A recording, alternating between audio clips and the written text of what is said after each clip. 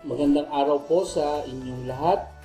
At ito ang ating Homeroom Guidance Program Orientation for students and parents of grade 7 Vega. Minabuti ko po na ito ay i-record para kung sakaling may nais kayong balikan ay maaari nyo pong balikan. Makikita nyo ang presentation na ito sa aking YouTube channel. Ilalagay ko rin po ito sa ating Facebook group at sa Homeroom Google Classroom ng mga bata.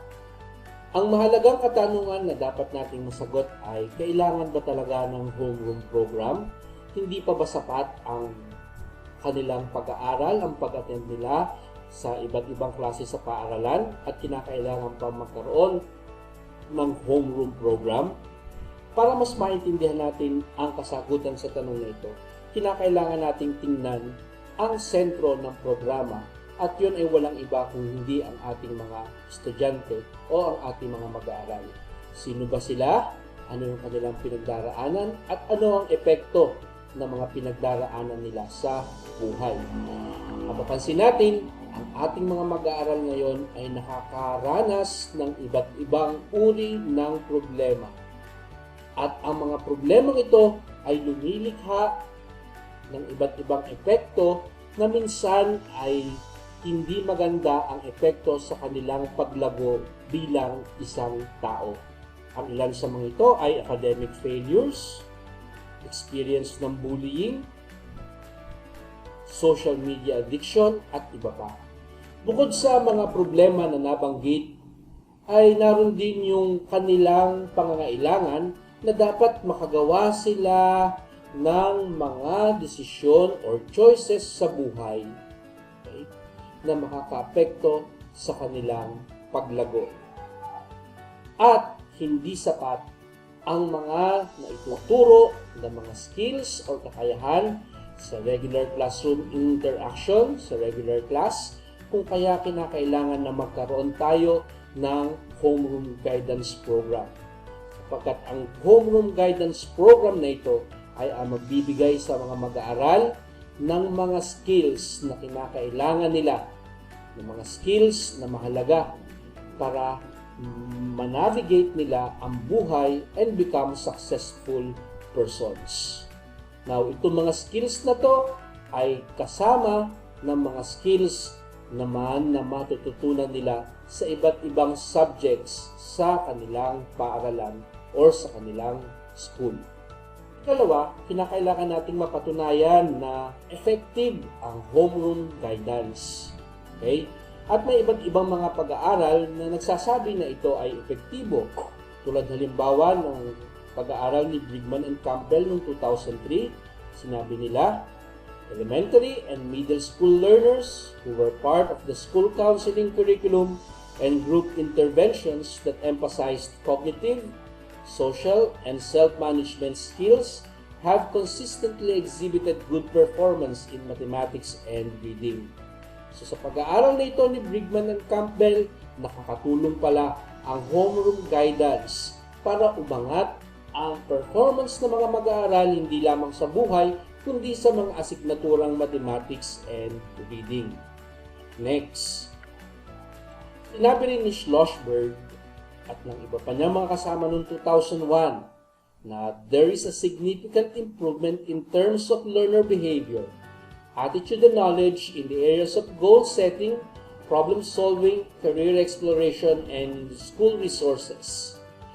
Okay? So, may mga skills talaga na matututunan ang mga bata kapag dumadalo sila sa homeroom guidance. At ang mga skills na ito ay mahalaga para mapagtagumpayan nila yung mga challenges, mga problems na kanilang kinakaharap at maging successful sa hinaharap. So ilan nga dito? Goal setting, problem solving, and career exploration. Sinabi rin ni Carey and Dimmick noong 2012, student success in school, academically and behaviorally, can be attributed to the student's access to school counselor and comprehensive guidance programs. And this is particularly true for students in high-poverty schools. Malaki ang kinalaman ng availability ng guidance o ng homeroom guidance program para maging successful ang mga mag-aaral. Hindi lamang sa academics, kundi sa kanilang behavior din o sa kanilang pag-uugali. Nakita na natin ang kahalagahan, ang mga proof na effective ang Homeroom Guidance Program. Tingnan natin yung philosophy ng Homeroom Guidance Program ng Department of Education. Homeroom Guidance believes that every learner is unique and has the ability to develop him or herself using his or her own learning and experiences from family, community, school, and society. This shall be realized through the collaborative efforts of the family, school, community, government, and other institutions. So, ang paniniwala o filosofiya na nagbibigay ng giya sa Homeroom Guidance Program ay pwedeng ma-develop ang mga learner gamit ang kanilang sariling kaalaman, ang kanilang sariling mga experiences na nagmula sa kanilang pamilya, sa komunidad na kanilang kinabibilangan, at sa eskwelahan. And this shall be realized through the collaborative efforts of the family, school, community, government, and other institutions.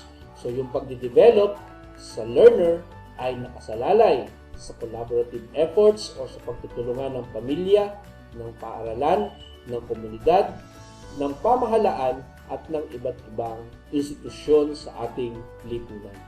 Ano yung gustong marating ng Homeroom Guidance Program? Homeroom Guidance shall complement the department's goal, which is to produce holistically developed Filipinos who are able to achieve academic success, demonstrate healthy behavior, exemplify positive disposition, and systematically plan their future. It shall produce learners who can work for the common good of society while upholding the international standards. So, ang ninanais ng DepEd ay makabuo ng holistically developed Filipinos. At kapag sinabi nating holistically developed Filipinos, hindi lamang sila yung matatalino. Okay? Kundi sila yung matatalino, maayos ang pag-uugali, at may positibong disposisyon sa buhay at nakakapagplano para sa kanilang hinaharap. Hindi lang yung happy-go-lucky na kung saan siya dalhin ng agos, ay dun siya pupunta. Also envisions learners na hindi lamang pansarili ang binibigyang halaga, kundi binibigyang halaga ang buhay sa komunidad na kanyang kinabibilangan. The mission, Homeroom Guidance, is dedicated to address the academic, social, and career development needs of learners in a developmental, comprehensive, and proactive manner. Tingnan natin yung Homeroom Guidance Framework. Ito yung program ng Department of Education sa Homeroom Guidance, and here are the bases. Okay, saan galing ang Homeroom Guidance Program ng Department of Education? Ito ay unang-unay nakabatay sa mga pangangailangan ng ating mga mag-aaral. Okay? Ganun din, pangangailangan ng ating bansa at ng buong mundo. Hindi lamang ito ang batayan. Meron din tayong mga theoretical bases. Buhat kay Cromboltz, Super, and Ginsberg. Kay Brunner's Scaffolding Theory, Erickson's Psychosocial Development Theory, Rousseau's Learner-Centered Theory, and Piaget's Cognitive Learning Theory. So dito nakabatay yung mga gawain, dito nakabatay yung mga proseso na gagawin sa Homeroom Guidance Program ng mga mag-aaral. Ang legal basis naman ay ang 1987 Philippine Constitution, of course, RA 10533, RA 9155, RA 9262, RA 7610, at iba't iba pang departmental orders, buhat ng 1997-2013. Ano ang ninanais? Gaya ng ating nasabi sa philosophy, vision, and mission, ninanais natin na makabuo tayo ng holistically developed Filipinos. Sila yung, para ma-achieve ito, may 3 domains ang Homeroom Guidance Program. Mamaya, iisa-isa natin itong mga domains na ito. We have the Academic Development Domain, the Personal Social Development Domain, and Career Development Domain. Itong nasa gitna. Now, who are the persons responsible para marating natin itong holistically developed Filipinos? We have the home, school, and the community and other institutions. So, mapapansin ninyo, they are connected to each other. Ibig sabihin, hindi pwedeng eskwelahan lang, hindi pwedeng bahay lang, hindi pwedeng ang komunidad lang at ang iba't iba pang institusyon. Bagkus, kung nais natin ang holistically developed Filipinos, school, home, and the community should be working together para ma-achieve natin itong holistically developed Filipinos. Now, isa-isahin natin itong mga domains sa Homeroom Guidance. Ang unang domain ay ang personal and social domain.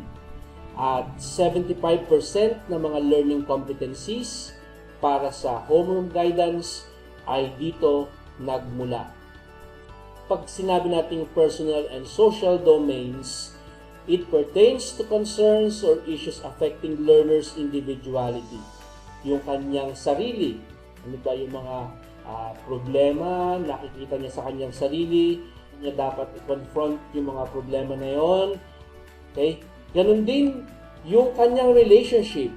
So tatandaan natin, ang holistically developed Filipinos ay hindi lamang pansariling kapakanan ang inaatupag, kundi ang kapakanan ng komunidad na kanyang kinabibilangan. Kaya nga sa personal and social domain, inaasahan na magkakaroon ng improved self ang mga bata.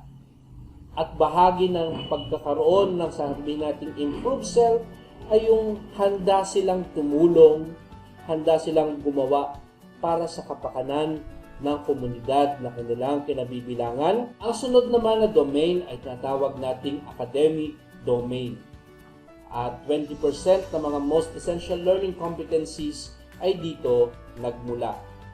So, pag sinabi nating academic domain, ito ay ang pagbibigay ng impormasyon sa mga mag-aaral kung paano sila higit ng matututo, okay? Tulad halimbawa ng time management, kung paano sila magiging mas successful sa kanilang pag-aaral. Ikatlo ay ang career development domain. Sa domain naman na ito, which is of course 5% of the most essential learning competencies, ang mga bata ay tuturuan kung paano magkaroon o ma-develop ang mga interpersonal, intrapersonal skills, self-awareness, coping with emotions, stress, and resilience, which are very important when they are already at work. Narito naman ang mga competencies for first quarter. So, ang unang competency ay buhat sa academic domain, which is describe different effective learning methods being employed. Number 2, demonstrate the ability to independently deal with personal tasks and effectively participate in school activities, personal and social domain. Determine the importance of oneself as part of the family and of the community, personal and social domain. Exhibit self-discipline, personal and social domain. Manage personal changes towards self-appreciation, buhat ulit sa personal domain. Value the similarities and differences among the culture, beliefs, views, and values of others. Strengthen the relationship to others by responsibly fulfilling familial duties. And identify relationships of gender, family, peers, media, and socio-economic situation in chosen profession. So ito po ang inaasahan na maa-acquire ng mga mag-aaral ngayong first quarter sa Homeroom Guidance Program. Next, roles of stakeholders. So sinabi natin kanina na kinakailangan magtulong-tulong ang paaralan. Sinabi natin kanina na kinakailangan magtulong-tulong ang school, ang home at ang community para sa ikapagtatagumpay ng proyektong ito. Ang school ang may pangunahing responsibilidad to properly implement the homeroom program. May mga mechanics, may mga guidelines na pinalabas kung paano ito dapat isagawa. Samantalang ang bahay at ang komunidad ay tutulong sa paaralan para ma-realize yung goal ng Homeroom Guidance Program. So, paano sila tutulong? Halimbawa, yung bahay, ang mga magulang, ay tingnan nila ang kanilang mga anak, kung nade-develop ba at nakikita yung mga competencies na ating sinabi. At kung hindi ito nade-develop, tulungan natin, suportahan natin, or magbigay tayo ng feedback sa school. Ganon din ang komunidad. So,